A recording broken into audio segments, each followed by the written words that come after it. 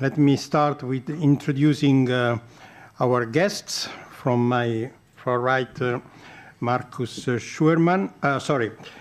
Wilson, Dean and President of Temple University Japan Campus.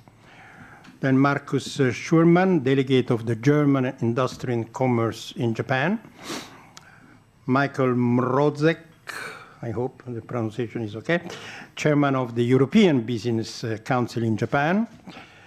And then online we have Christopher Lafleur, American Chamber of Commerce in Japan Special Advisor. Welcome, Chris. And we also have a representative from the European students, Filippo Pedretti from Padua and the Ca' Foscari University in Venice. Now, as you know, many countries, including those that have been applying stricter rules, like Australia, New Zealand, Taiwan, have little by little opened up a little bit their borders and intend to proceed in this direction. Japan is still very much closed. There are a lot of questions, protests, perplexities within and outside Japan.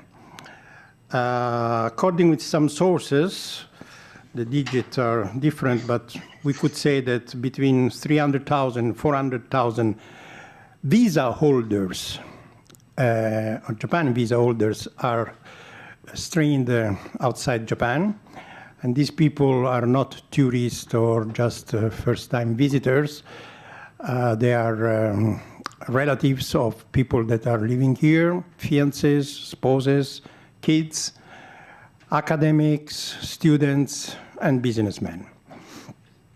All this brings a lot of stress to all sides, including the Japanese economy, because recently even government-friendly, usually, Keidan Ren expressed some perplexities about the keeping of these strict measures. So today we will discuss this issue.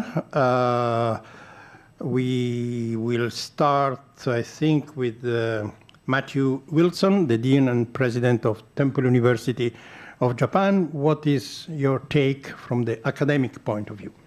Great. Thank you very much.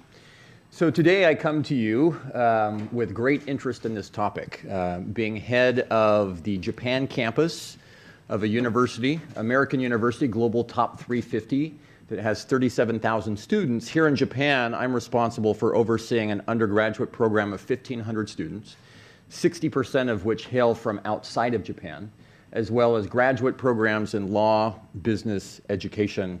Again, many of our students being outside of Japan, some being inside, and then a couple of thousand learners as well. From a personal standpoint, I have my roots in Japan at the age of 19. And I think back at the age of 19, if the borders were closed, I never would have come to Japan. Japan wouldn't have been part of me. I wouldn't have become the ambassador that I have become for Japan, bringing thousands of students to the country, having lectured about Japan, having spread messages about Japan. So this really is an important topic. Today what I want to talk about is parallel priorities. Because if you think about parallel priorities, without question, the Japanese government needs to protect health and safety. But you can have parallel priorities. It's possible to protect health without completely shutting the door to an important component of society in terms of future leaders, in terms of students, in terms of business persons.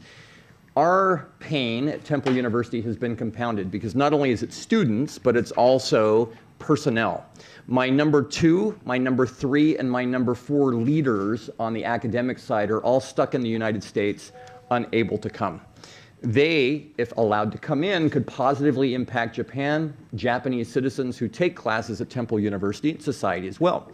If you think about the short-term consequences of Japan's actions in keeping the borders closed for educational institutions, the financial losses to those educational institutions is staggering. The economic loss for society, students, scholars, they spend money, they buy things, they pay taxes, and the economic consequences for the country are just staggering.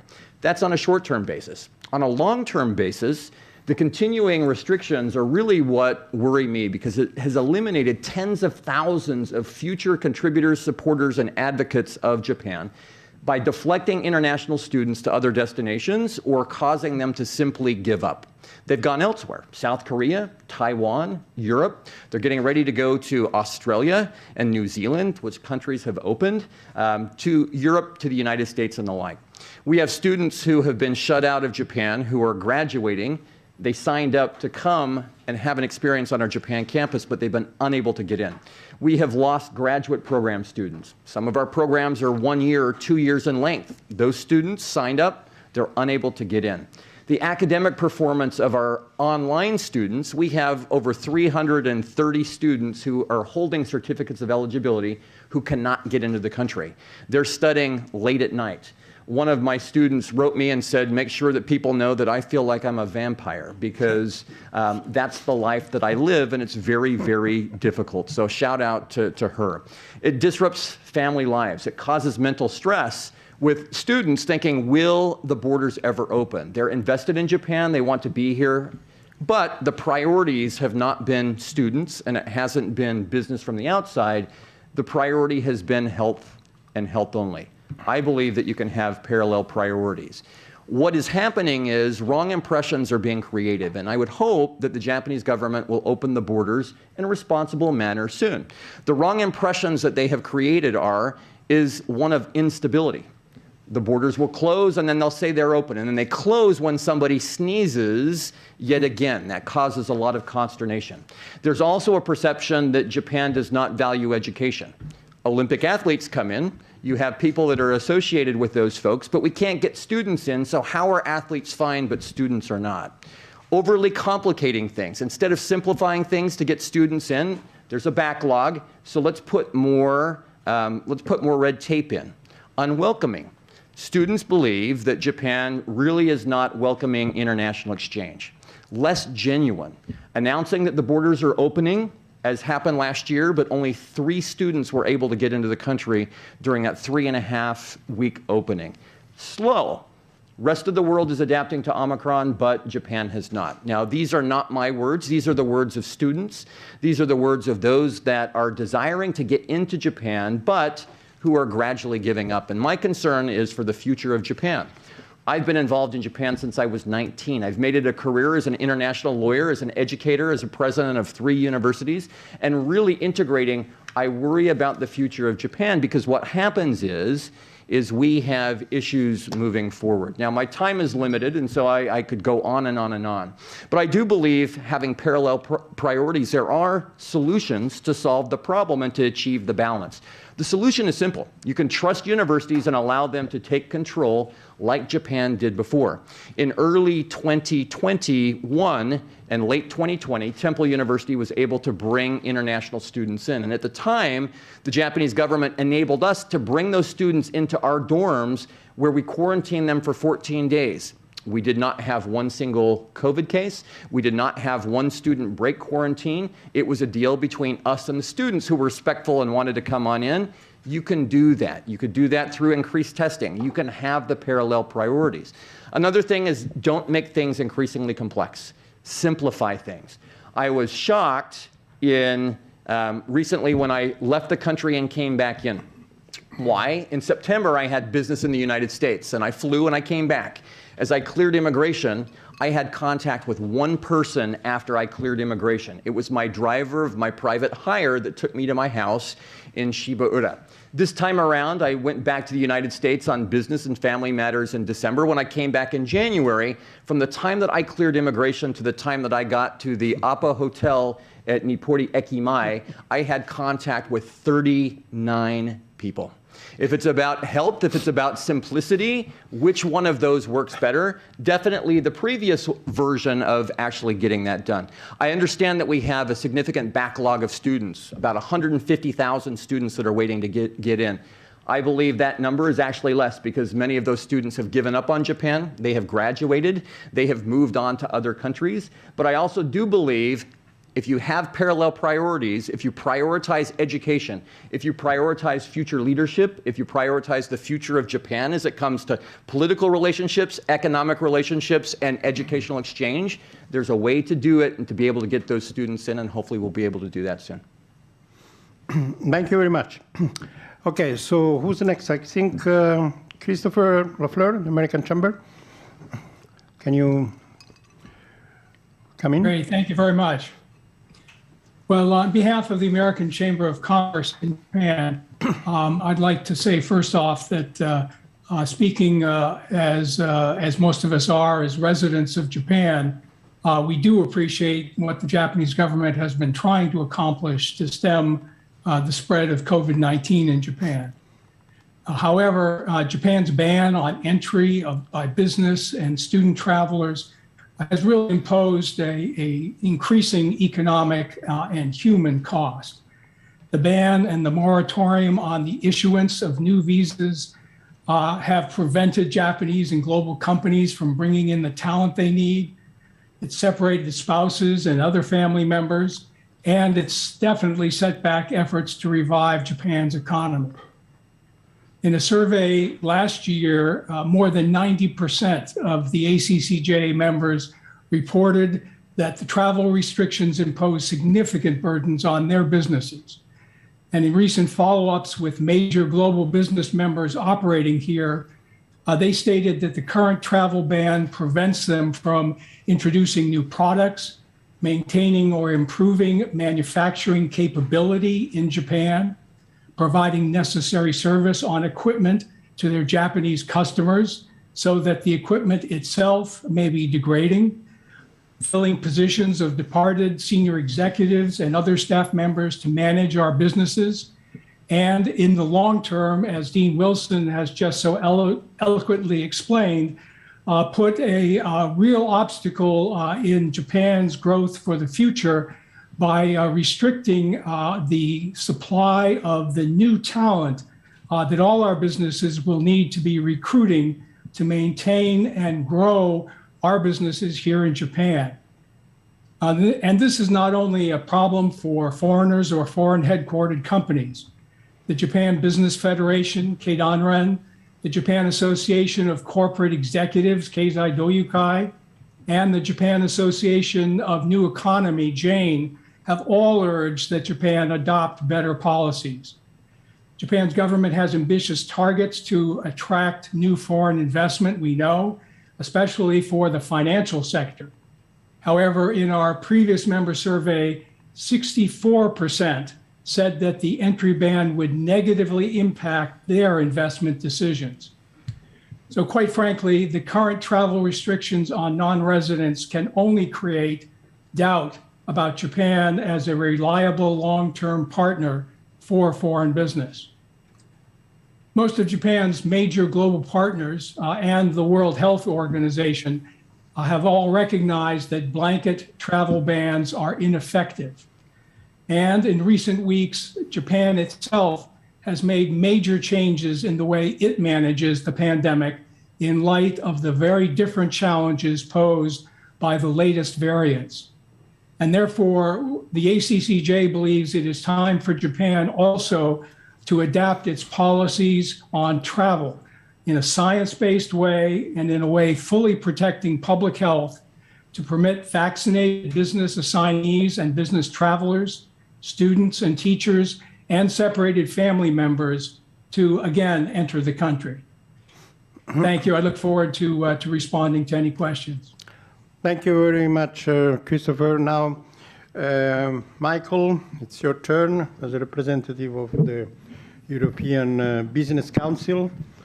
We know, we read somewhere that you have a kind of informal meeting with the Prime Minister recently. I'm sure you cannot relate on that, but if you could just give some background. Thank you, Pio. Thank you for inviting also the EBC to the Foreign Correspondents Club, and thank you for putting this wonderful panel together of representatives of European business, or I should start first with the colleagues from America, from representatives of American business, European business, but also academia.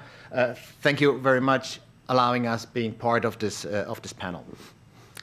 So during the pandemic, we have joined forces with our American colleagues. We have initiated a couple of advocacy initiatives. We talked with ministries, and in fact, today I also had a meeting. It was more a formal meeting than informal with the Prime Minister Kishida, and I had a chance to also raise the awareness of this very topic. Now, as an EBC, the European Business Council, we are a lobbying organization for the European business, and one of the topics top on our agenda were the travel restrictions. We have assisted many European companies on bringing specialists, bringing managers and technicians to Japan with, if I look at the list of companies that I have in front of me, well, moderate success, since from there was only 25% of the companies that we were able to handle or support successfully from all those that we have handled. So there is no doubt, and I will let Markus Schürmann of the German Chamber of Commerce to provide you with some specific numbers on how the impact of the restriction was on the European or particularly German business, which reflects, which is representative for a European perspective. But I also thinking of what Dean Wilson said, that we can look for solutions. And I think that in a free and democratic country like Japan is, it is a duty of the media also to report facts and report science possibly accurately and not hit the drum of xenophobia. You may remember the first case of Omicron here in Japan. How was it reported? It was reported as a Nairobian diplomat bringing the virus here to Japan. Was this necessary? I don't think so. So I think that we can find solutions. We have to inform the public about facts and underlie the facts with science. And I think we can inform also the government in the same way based on facts and science. Prime Minister Kishida is very open to listen to our issues. The government is aware that the travel restrictions cause troubles, have a negative impact on the economy, and Prime Minister assured me that he will look into it and he would look on the developments within the country, but also outside of the country. Apparently, nothing will change until the end of this month, but let's remain hopeful that from the 1st of March, there will be some changes with respect to the travel restriction. Thank you very much. Thank you, Michael. Mr. Markus Schürmann, I think you have to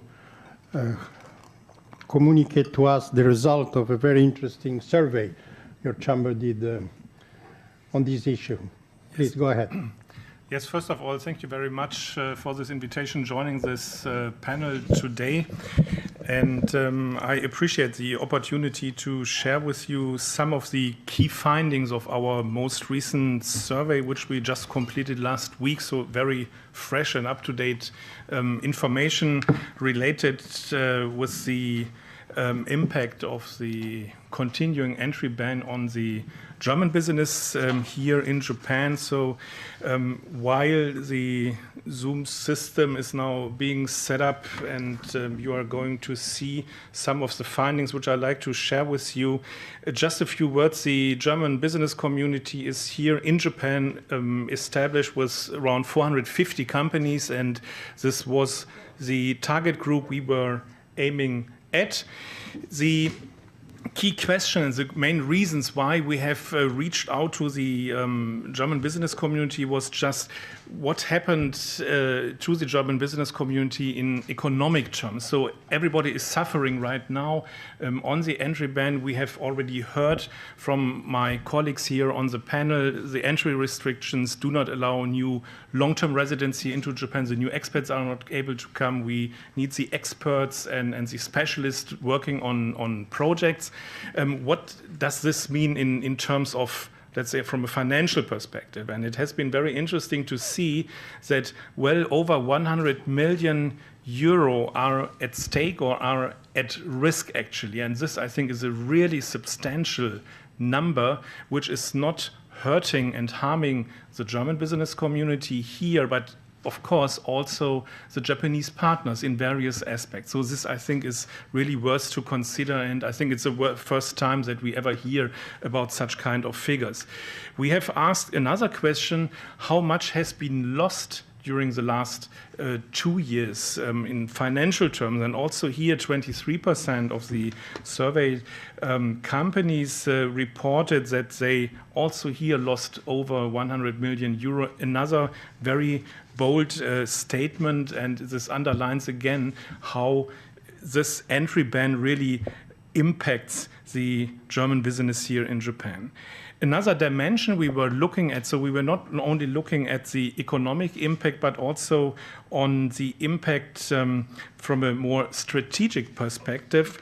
There are a few interesting developments that can be seen. So the German business community, of course, has for many, many years enjoyed very good and stable business relations here with Japan, also among like-minded partners. But, and this has also justified the, generally speaking, high cost running the operations here in Japan. But now, as you see here, there is a development that can be seen that this positive attitude which German businesses have and had towards Japan is somehow fading away, and a lot of questions are coming up. And I think it's quite interesting to see that looking at companies thinking about downsizing their operations, considering moving to regional alternatives here in Asia, moving responsibilities from Japan to other places, and of course no way but to consider also a reduction in expat deployment. I think this also reflects to some way what Matthew also mentioned from his perspective. So this, I think, kind of supports all the arguments which have been already shared today. And what we see from an overall perspective, and I'm coming then also to a close, is that all the positive developments I think we have seen here with Japan that have been developed positively during the past 10 years are somehow fading away, are at risk. And I think it's very, very difficult to recover this in a short term. This will be a long-term investment to recover this. And that's the reason why we really urge the government of Japan to think about easing the entry restrictions and find a proper way to manage this, mitigate risk in a transparent way. And I think if we move into this direction, we would make a step forward in a very positive direction. Thank you. Thank you very much. And congratulations to everybody up to now for keeping the time. Usually politicians do not. Businessmen are much more efficient in this one. Okay, the last speaker, last but not least, of course, is Filippo Pedretti. Are you there? Yes. Yes. He's an Italian student from Padua and Ca' Foscari.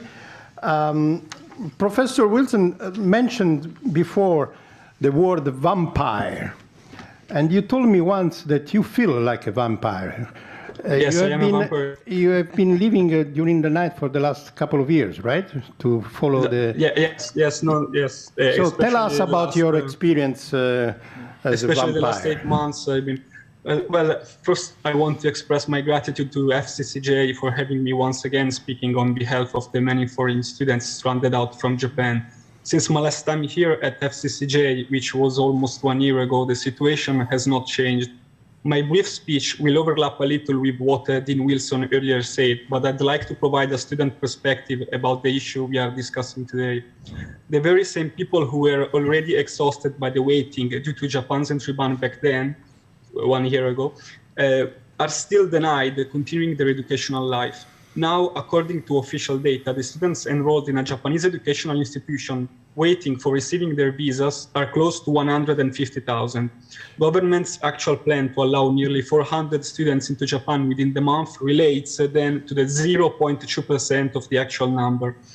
Most of the students has been waiting for over a year, like me, with several repercussions on their health, education, and social life. For 2 years straight, scholarships have been cancelled, meaning that the basic source of income for many students and researchers has been denied. Online learning has brought many people to study for months in the middle of the night because of the time difference with Japan. Not only this is detrimental to one's own education, since prolonged nighttime remote classes cannot be a substitute for a proper education, but it has also deprived many students of important educational and professional opportunities in a crucial moment of their lives, a moment upon which their future depends. On top of that, several surveys have shown anxiety, mental health problems, and financial uncertainty between the students. Through an online questionnaire among the stranded out ones, Davide Rossi of Education is Not Tourism and Gogoni Hon, which is a company that provides assistance to students willing to study in Japan, has shown that 50% of the people who replied claimed to have experienced major health problems and financial losses due to the ban, and 80% of them had been coping with ban-related stress. The prolonged entry ban on students and researchers is also worsening Japan's reputation as a country where to study. The entry ban has been causing huge problems regarding the relationships between Japan's universities and the ones abroad, since bilateral agreements and exchange programs show an evident asymmetry between the two parts. While Japanese students are welcomed into overseas campuses, Japan is not able to allow foreign students into the country. Moreover, since many scholarships were repeatedly deleted in the past 2 years, many professors are not willing to promote Japan to their students anymore, having seen many of their young researchers' careers stop. Both the humanistic and the scientific area have suffered because of the ban, leading many students and researchers to follow alternative paths and abandoning Japan. For many, there is no point in waiting to Japan for reopen, while they could shift their focus to other countries and start studying or researching right away. While, for example, my Master of Art thesis, which is in Japanese Zen Buddhism, requires a period of study in Japan, for not Japan-related academic fields, the bound with Japan is looser. Therefore, future researchers will be led to choose another country where to study so as to avoid the major inconveniences their seniors are experiencing right now.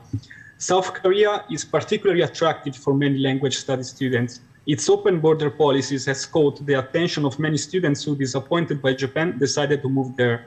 While before the pandemic, Japanese culture was seen as particularly attractive for many, more and more students are now enrolling in Korean language schools or chose Korean language as a major in their home countries. South Korea's raising soft power can be linked to diverse reasons, of course, but Japan's entry ban needs certainly to be held significantly responsible for such inversion of trend. Many universities' exchange programs scheduled for this spring have already been cancelled, making it the 5th lost semester in a row for many students. Language schools are still facing a low rate of enrollment since very few students are willing to take the risk of paying tuition for nighttime online classes. Our hope is that Japan will reopen its borders for students as soon as possible. Every one of us students is willing to take any safe measure necessary, which is quarantine, proof of vaccination, PCR tests, and so on and so forth.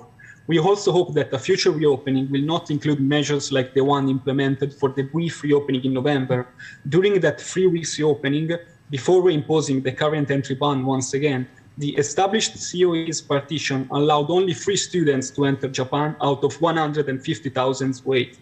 It must be noted, in fact, that many institutions never completed COE's admission process, cancelling the program beforehand, and thus many students never received the COE despite having been waiting for months. Such measure then was not able to accurately describe how much time a student had been stranded out from Japan. Most importantly, if a new reopen will take place, we hope it will not be reversed, but will guarantee a safe and continued entry for every student enrolled in a Japanese educational institution. Thank you very much. Thank you. Take a breath, Filippo. I wanted to be in time. Thank you very much. Okay, gentlemen, we can now start with a question from the floor and online. Karin, Women First, go. Thank you very much for your presentation. I have just one question. All of us can answer, or you can answer one only. My name is Karin Kim-Nishimura from Radio France and Libération. I would like to know, do you think that the government, foreign government, have made what they were able to do to solve this matter? I mean, I never saw any foreign minister talking about this situation, but I may have not seen them, but they may have spoke somewhere. I don't know. But anyway, I'm French. I never listened to the French minister talking about this situation. I never listened to the French president talking about this situation, but I saw them during the Olympics talking about sports. So I would like to know that, do you think about, not French government, but all the government, foreign government, about this situation? Thanks. Okay, one by one, make it short, please. Do you have any comment on this? Sure. Why your Secretary of State is not?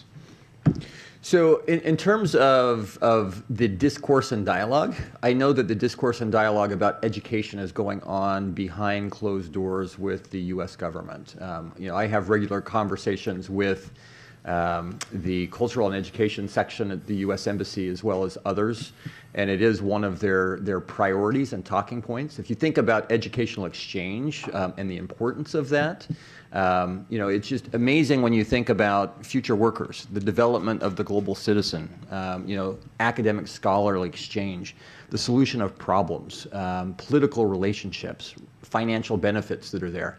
So I think it hits not only on the educational side, but it also hits on the economic side. And so I do know that behind the scenes, there are discussions that are going on. But to your point, I think in terms of what you're seeing out front, in terms of statements, it's a little quiet.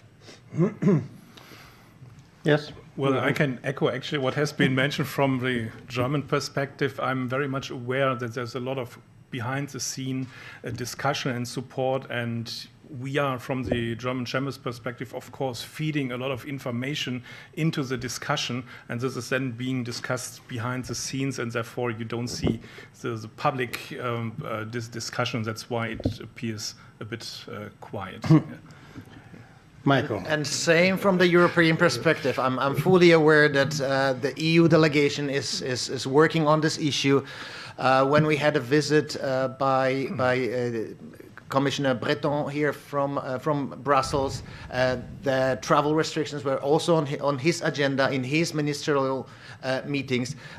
This topic is, I believe, all over, despite the fact that maybe it's not sufficiently reported by the media. So Again, that's right. I think it's about the reporting, and I think I would like to appeal to all the media representatives to take this topic up, and especially also report about this in Japanese media, because it seems that foreign media is writing a lot about this topic.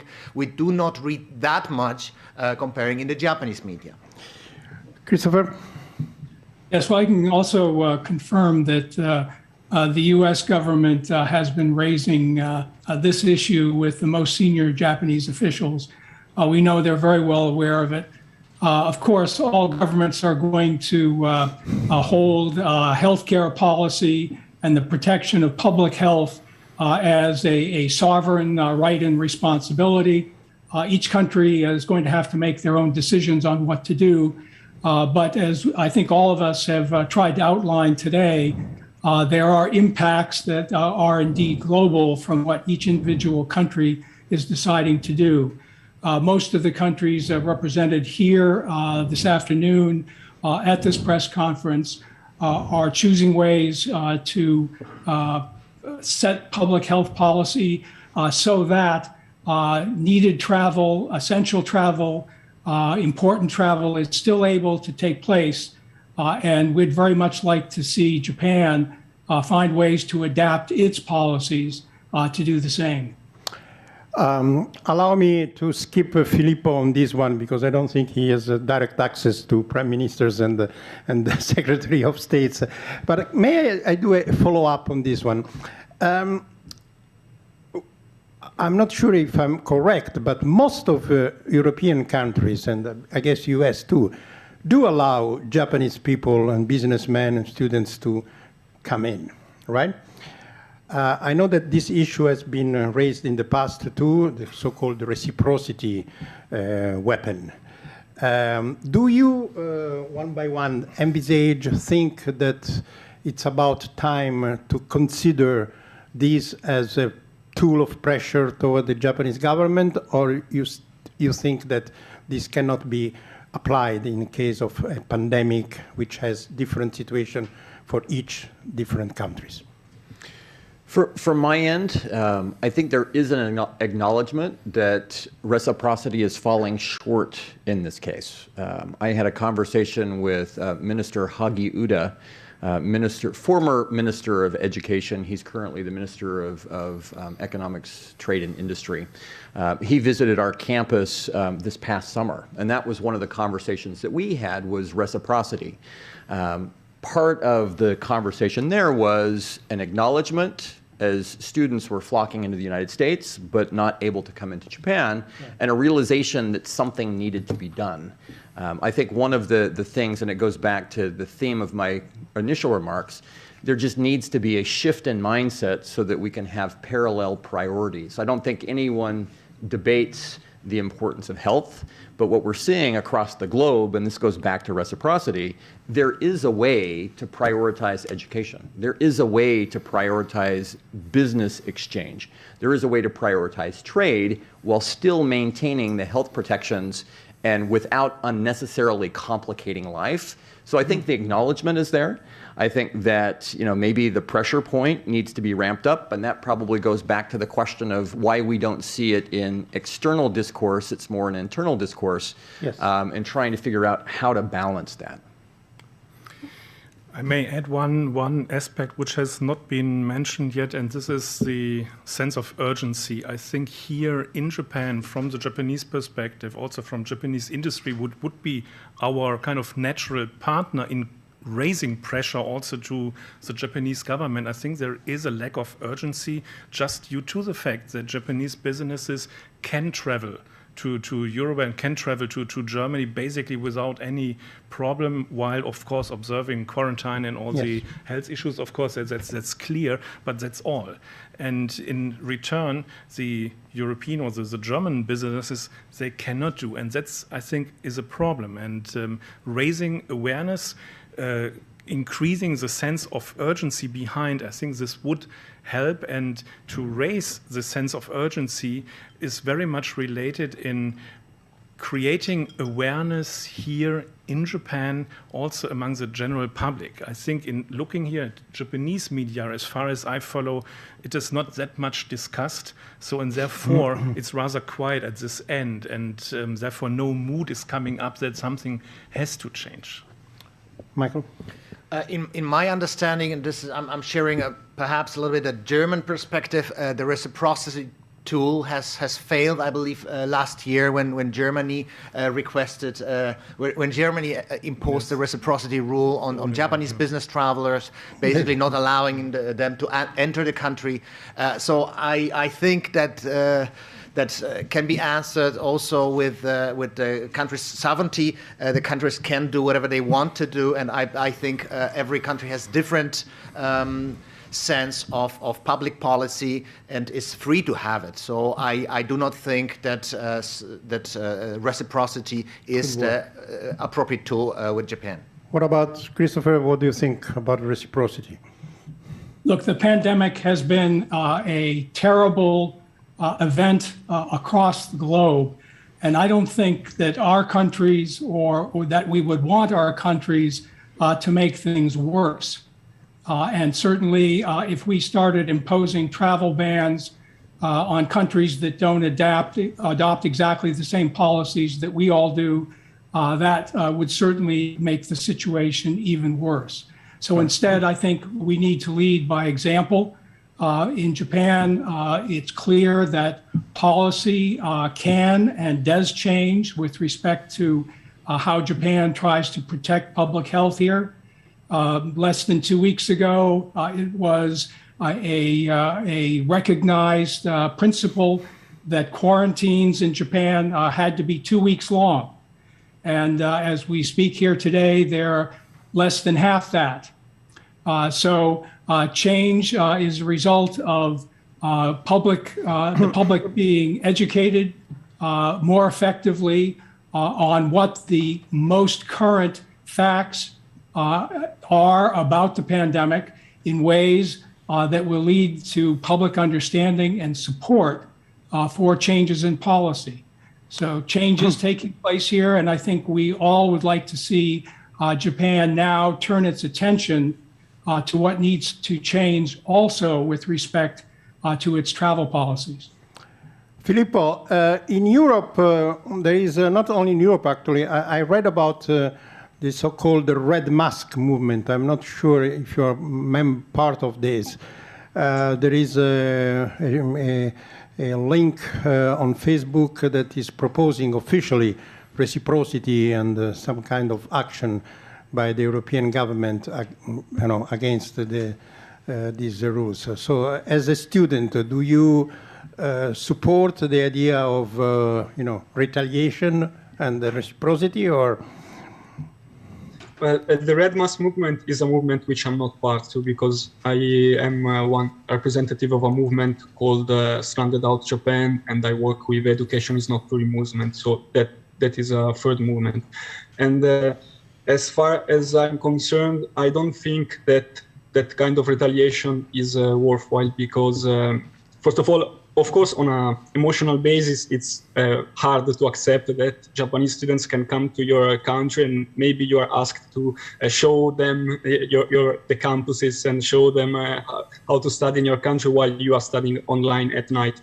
But having talked with ambassadors and consuls, it seems that reciprocity on that terms of retaliation does not work with Japan. So it will be just like to deny a right to Japanese people to study, which is something I've been denied at the moment. So it's not something I'd like to, and doesn't seem to work either. So I think that there should be an amplification of rights. So we should study too, not like deny them to study. But that's what I think. Let me start this next round from you, Filippo. There is a question online from Joseph Gilraith. Is there anything that students can do from abroad to advocate the end of the entry ban of foreign students and visa holders? I mean, you just said that reciprocity and retaliation is not working. What would you suggest? Of course, I think that the first thing is to raise the problem with one's own home university. So if the problem of the students is that they don't have that much institutional power, right? So if they are backed up by their home universities, and if they raise the problem to the Japanese institution, that's the first thing to do, in my opinion. And alongside with Education is Not Tourism, Davide Rossi, and so we are always speaking with the media. So I've been speaking to the media for 1 year long, and that's what we are currently doing. Other movements like the Red Mask movement are now protesting physically in front of the embassies. So even if it's something that we don't do, that's another way of act if one would like to do that. I mean, they are doing it. So that's the principal things one could do, in my opinion. Thank you, Filippo. Now, another question from the online is from Eric Johnston, the Japan Times. It's going back to the beginning. Given that the majority of the Japanese public seems to approve of the strict border controls that the government put in place, and given that some local areas, such as Osaka, are seeing their medical facilities right now under severe strain, how far do you think the government can realistically go in relaxing border restrictions for business and students in the coming weeks. How do you go about convincing, well, we already discussed this, Kishida government that the benefits of reopening outweigh the health risk to the nation and the political risk to themselves? If I may add, Professor Wilson, don't you think there is a need of help and support from the Japanese institution, Japanese media, Japanese industries and factories and companies? Because this should, the pressures to the government should come from within Japan, certainly not by us. Right. You know, I think one of the things that's missing is a recognition of the urgency or the importance of whether it's education in the case of the university, or even if it's the case of foreign business people coming in and out, right? And so if you think about the lack of recognition, or maybe there's a recognition, but it's not elevated to the sense of urgency or a priority, going back to how I framed it originally, yeah, I think that's where the discussion needs to be, right? You know, so if we talk about, the short term, which I think is what Eric is referring to, how much could you expect the short term? Unfortunately, what we've seen over the last 2 years is it's one hurdle after the next, right? It's let's wait until the Olympics are done. Let's wait until the Paralympics are done, right? And then we get to the point where in Japan you have 10 cases per day of COVID, but yet the borders are closed because we're fearful of something new coming on in, right? At what point in time do you get to realization that you have to move on, that other countries have come to the conclusion that you can't stop business anymore? You can't stop education anymore. There's a way to have parallel priorities and to balance to move forward. And I think that's because other countries have seen the urgency of the business, right? If I think about it from an educational standpoint, I'm sitting here thinking Japan is losing all of these future workers, folks who would come to Japan, who would be really interesting. I mean, if you look at the government's calculations, there was a report that came out that by 2040, Japan's going to need 4 times the number of foreign workers in country that they do now. But without students having an experience, and with students looking overseas and going, wow, Japan is not being very hospitable and they're not welcoming us, and the polls are saying that we want the borders to stay closed, and the impressions that are coming, I think this raises the level of urgency to, you need to do something and you need to open the borders now, because without the global talent, Japan's been talking about this global Jinsai, right, for years. Well, what are you doing? Well, you've closed the border. Now you don't have foreign students sitting next to your Japanese students. Your Japanese students who are here, and I'm focusing internally, right? The language opportunities have gone down. The cross-cultural understanding is lacking. The leadership that gets developed through interacting with foreign students goes down. The flexible mindsets, the problem-solving skills, all of those things become undermined. And so part of I think the narrative needs to be through education, through foreign business coming on in, it strengthens Japan internally. There needs to be a sense of that need.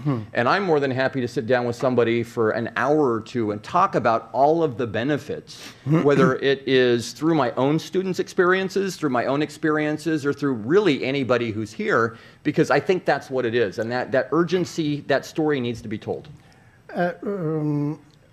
Are you considering, as a dean of your university, to launch an appeal to the other universities here in Japan, the Japanese university, in order to, I don't know, to file an appeal, to make a joint statement? And the same question is to you, businessmen. Don't you think that it would be interesting to get some important Japanese companies and make, even with Kedam Ren, which recently has I absolutely agree. And make a kind of manifesto or a kind of joint statement. And it's interesting that way. I mean, I'm a director of an organization called JAFSA, and JAFSA is an organization consisting of universities with presence here in Japan. I'm a director, I think, with 12 other university presidents, and we've actually done a joint manifesto and statement that was provided to the Prime Minister. I think that there have been organizations like JAFSA and others. There's many petitions that I have signed from scholars, not only here in Japan and around the world, talking about the urgency and why educational exchanges are important. But for whatever reason, those haven't elevated to the level of getting widespread coverage, or if they have, they just have not had the immediate impact. But I do think that that educational process of educating the government of why things are important, and hopefully the message that you can have parallel proceedings and that the government doesn't need to do everything, right? As private entities, we can bring our students in and we can control it and we can make sure that people are safe going forward. Okay. Do you have a comment on this? Yes, I would like to add on the comments and to your original question. I think the original question was a very, let's say, domestic-driven question, so showing a lot of thoughts and worries and concerns behind. And I think this can be well understood. But the question is, how can we overcome these worries here on the Japanese side? And I think this is also very much related with putting everything into a proper relation. What are we actually talking about? We are not talking about that tourism should come back. I think in these days, that's not what we are talking about. We are talking about the academic world, as it has been already explained very well. We are talking about the business world, the specialists, the experts, and the long-term residents. That's all what we are talking about, basically. And if I may just say as an example, as a result from our survey recently, so it was very clear we have only 30% of the companies we have surveyed. These companies need urgently business-critical, long-term new experts here in Japan. So it's a number of 130, 150 new people plus their dependents coming into Japan. Yeah. So that's relatively small number, and all of these persons coming into the country, they will observe all the hygiene regimes and quarantine regimes, whatever is required. Yes. So, I mean, it is important to put everything into relation. I think by this, it should be also possible to convince and make our Japanese partners understand what are we talking about. I think that's very important. Well, before giving the microphone to Michael, I would add the comment on your statement. It's very clear to most of us that right now, although at the beginning probably it was imported, but right now the bigger risk is from the Japanese themselves. Yes. Because there are millions of people not vaccinated in this country, while the foreigners that are waiting for entering in Japan will be, I guess, mostly vaccinated, full vaccinated with booster, and as you said, willing to abide by the rules. So the danger comes from within, not from outside. Michael. Yes, Pio, but we could ask ourselves the question, why is it that way? Why is Japan the country in the G7 countries with the strictest border control rules? And again, I come with the same answer probably. It's misinformation. It's a misinformation underlined by a cocktail of xenophobia and ignorance, I think. And this is, we should do our job. I don't know if it helps to make a manifesto, but I certainly think that if the Japanese media would inform everybody properly about what you just said, then we could solve this issue. And I think that a few thousand of foreigners coming from abroad to Japan wouldn't change much with the hundreds of thousands infections that we have per day now within the country. It is a matter of fact that we have a community spread and that the devil doesn't come from abroad. Christopher? Yes, well, as Michael well points out, here in Japan, and we all see this daily, the number of infections continues to rise very rapidly. And we're also well aware of the shortage of vaccine availability for booster shots. And it's going to be weeks before Japan is able to achieve the levels of some of our countries with respect to boosters. So the situation clearly is one that the public here is understandably anxious about. And so, again, the challenge is how to better inform the public about ways to move forward here to allow more entrance of foreign business people and students who are necessary to enter Japan without endangering public health. Dean Wilson described earlier the very elaborate system Japan has set up to ensure that those who are allowed, Japanese and long-term current residents, those who are allowed to still enter or re-enter the country. That system was established back toward the end of last year, and the numbers that are permitted daily to enter Japan within that system, if we understand it correctly, is 3,500. That number was set during a holiday period. Yes. Chances are pretty good that the numbers today arriving daily are well below that. So even within the current system, there should be ample latitude for Japan to allow the entrance of additional people, whether from business or from the academic world, to enter the country, even without altering current policy. Clearly, as we move forward here, and hopefully starting next month, we'd like to see Japan move to expand that range of entrance even further. But there are things that the Japanese government can do and should do right now within the parameters of current policy that would permit a lot of our most urgent needs to start to be met. Gentlemen, may I ask you if you can all stay a few minutes more, because we have other questions, 5-10 minutes more, is okay? Sure. All right. Just for confirming an information, the special entry granted to so-called VIP businessmen coming in with their own airplanes is still on in Japan, as far as you know? That's a good question. You know, maybe not for academics, but for businessmen. So as far if as Armani comes here tomorrow, can he come? I cannot answer this question, Pio. I can answer the question that Japanese government is making exceptions. So if it's beneficial for the Japanese economy and a couple of other requirements if the couple of other requirements are satisfied, then exceptions are made. The cases are evaluated on case-by-case basis. We do not have any transparent criteria based on which exactly criteria people would be allowed to enter Japan, but there are cases, and we have handled such cases as a EBC. So there are exceptions, yes. Okay, there is another question from a student online, and Jacques, sorry, he's French, Angrignon. It's a political question to all you. It seems that international students have become a political tool where foreigner entry and the pandemic are posed as a zero-sum trade-off. How do you see the opinions of Japanese people on the issues discussed today?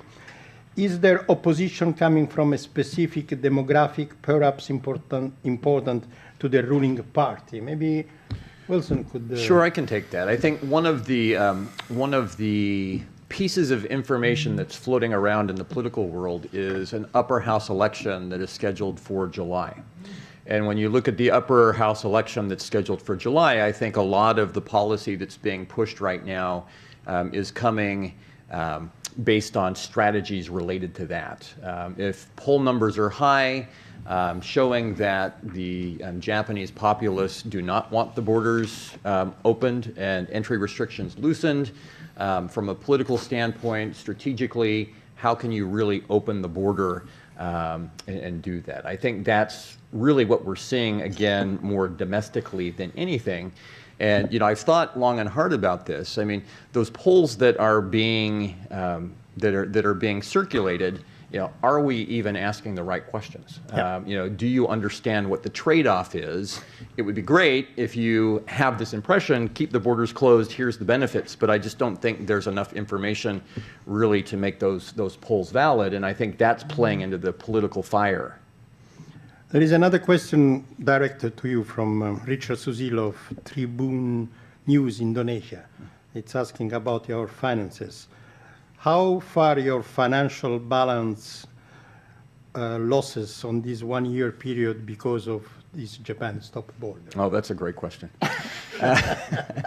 So, I mean, in terms of financial losses, it depends on how you define it. I can tell you that we have empty dorm rooms that sit vacant with hope. We hope that the students will come in. We have not rented those dorms out because we are hopeful that Japan will turn the faucet on and we'll be able to bring that in. But we've been hopeful now for about 2 years. As those losses accumulate at, probably 90 or Q per room, per student, per month, right, along those lines. I can tell you that we have, in our short-term study abroad programs at Temple University's Japan campus, we have had 1,051 applicants who applied to come to Japan, who have been unable to come because the borders are closed. That's our short-term programs. Now, mind you, all of them may not have come, but that is a result of that. We also have long-term degree program students, and I know that we have 323 that are waiting overseas. Out of the 323, many of them have said they are going to defer their studies, they're going to take leaves of absence. So when we talk about the amount of money that's there, I would think, at least in US dollar terms, on our short-term study abroad, we've probably lost $8 million in revenue just on the short-term study abroad. That's just an estimate. If you looked at longer term, I think the impact is even more because it compounds. Right. Other questions from the floor? Yes, and then, yes. Ladies first. Ladies first. Ladies first, yes. Hi, Francesca Regalado with Nikkei Asia. Regarding the parallel priorities, what are your recommendations for addressing the backlog of visas that exists now? Is probably going to worsen when the border opens. Can I take that one too? Sorry. Okay. I mean, one of the things in terms of and it kind of goes back to Eric's question from earlier as well. That's one of the holes that has been dug. Unless there's a balanced approach, you're never going to be able to fill that hole, right? I mean, one way to do it, and Christopher referred to it, instead of just admitting 3,500 people per day into the country, there should be the capacity to go to 6,000, maybe even 10,000, particularly if you streamline the airport proceedings and if you eliminate the hotel requirement, which has been a stumbling block as well, right? One way to do it is with all of the certificate of eligibility holders, you just allow them to go to their consulates and their embassies without adding a separate layer of needing a certificate from the respective ministries. Let them apply, let them get their visa, and if you want to restrict the number of entrants into Japan at 10,000 per day, the private sector then controls that as opposed to the government taking control of all of the things. That's probably going to be the best way in my mind to simplify things and to get rid of the kind of the deep hole that has been dug at this point. Michael? I don't think I have the mandate to tell the government how to run the procedures, so yeah, I will skip that one. A suggestion, okay. Christopher, I guess you share Wilson's proposal, right? Well, no question that that's going to be a major challenge for Japan's diplomatic and consular officers overseas, because there certainly is a buildup of tremendous numbers of people who want to visit Japan, even if we're only talking about business and academic work. So one would hope that Japan will plan ahead and will have the personnel necessary at the key spots overseas to manage that. Japan is very capable at doing that sort of thing when it focuses on the needs, and here they should have a pretty good sense of the kinds of numbers that are involved. And so I think we could would hope and expect the Japanese government would be up to the challenge when the time comes. Okay, I think there is another question from the floor. Yes, go ahead. Please make it short. Yeah, well, okay. I'll make it short, okay. My name is Kurt Sieber. I'm an associate member, 60 years in Japan, and I think I want to make 2 points rather than asking questions. The first point is Professor Wilson, what he said about the upper house election, that is everything about it. This is really what is counting. Nobody in the government would try now to do anything which could,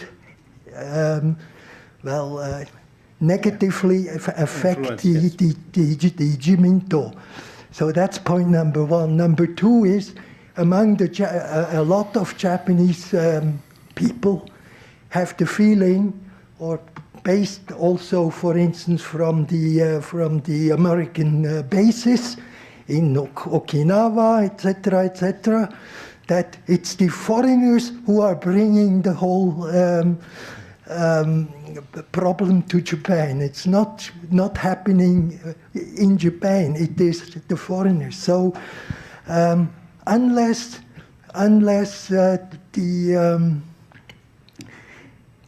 the situation is hurting Japan, then for the first time Japan will move. Thank you. Well, this is not a question, actually. It's a comment. I mean, we are running out of time, so let me ask a question, last question from our Vice President, Ilgin Yurulmats. She insists on having this question. Maybe one or two of you could answer this. Can you tell us what your government, I mean Germany or US, is doing differently from Japan that was successful to keep the COVID-19 pandemic under control? Well, actually, Japan was quite... I think Japan was quite successful comparing to European countries. I think Japan, we know the numbers, whether the numbers are accurate or not.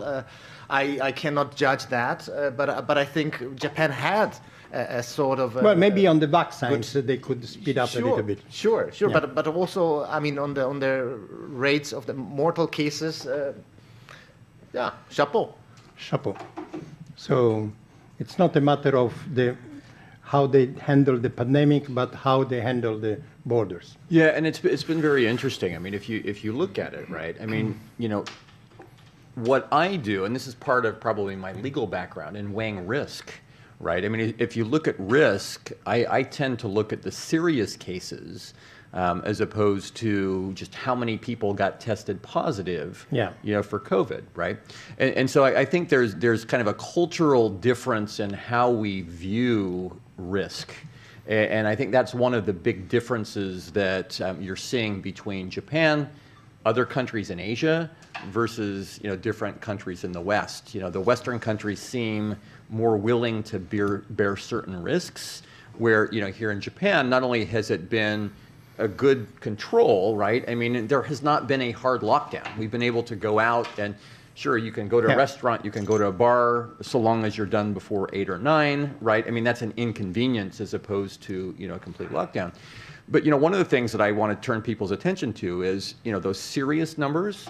And then also, if you think about where we're going, if we're concerned about Omicron, for instance, where it seems like the symptoms are much less serious, is that ever going to go away? I mean, is COVID going to go away? It doesn't seem like it's going to go away. So as a society, how long are we walking around in masks? How long are we keeping people out of the country, right? How long are we reporting every day on the news how many COVID cases there are? I think, during influenza, if we had the tracker every night, we would have seen hundreds of thousands of cases here in Japan. You would have seen thousands of deaths, right? Right. If it's in the psyche, if it's in front of us constantly, at what point in time can we turn that corner?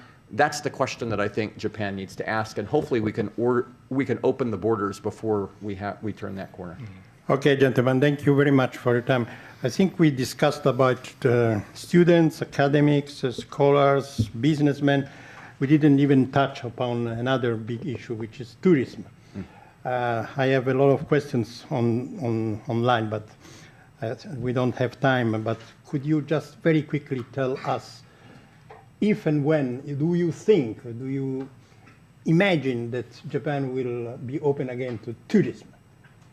2023. 2023, okay. Let me say that It will be pure speculation. 4 weeks ago, we didn't know what Christopher, Omicron is. yeah. Well, we certainly hope it's going to be sooner than that. Within the century. The key point I think here is as we look at the short term, everybody appreciates that Japan has done a good job keeping control so far on the pandemic. And we'd certainly like to see that success continue. But I think what most of us are talking about here this afternoon is ways that Japan can move forward now while maintaining public health and still safely allow those who need to come to Japan from the academic world or from business to come into the country safely. It can be done, and I think we all are willing to cooperate in any way possible with the Japanese authorities to make that happen. Okay, gentlemen, thank you very much for your participation today. I'm happy to announce that you are becoming from today honorary members of this club, provided that it will be open again. So you cannot use it right now because our operations are off for the time being, but hopefully they will be on again. And in that case, you all have a membership card for 1 year. You can come and use it here. And for those who joined Filippo, if and whenever you will come to Japan, you will be able to come to this club and entertain us on your academic achievements, we hope. Thank you very much. Thank you very much. So this is for Filippo. It's true, eh? You have it. Michael? Thank you. I already am. Oh, you have, we use it when no, this is from this year. Yours is expired. No. It's last year. No. Okay. So, Okay, thank you very much. thank you. Yes. Thank you. And Christopher will keep it here and we'll send it to your residence. Thank you. Thank you very much again for your participation. Thank you.